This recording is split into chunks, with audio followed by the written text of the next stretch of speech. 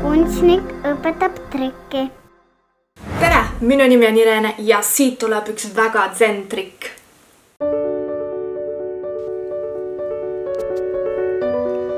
Ole realistlik. Tule pilvedelt alla. Ela päris maailmas. Ära unista nii palju. See on võimatu.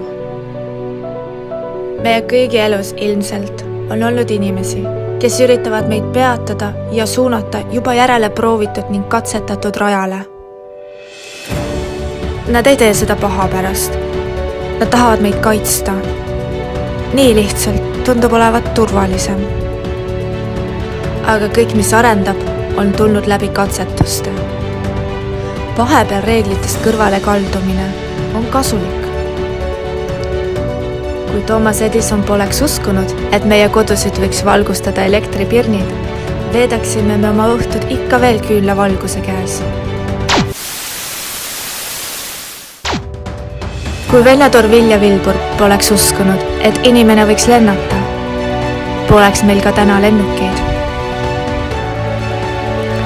Uskuda võimatusse paneb meid tegutsema ning uusi ideid katsetama. Võtsin seepärast ette missiooni jagada maailmaga usku võimatusse. Nagu ütles ka Nelson Mandela, kõik tundub võimatu, kuni keegi selle ära teeb. Miski pole võimatu.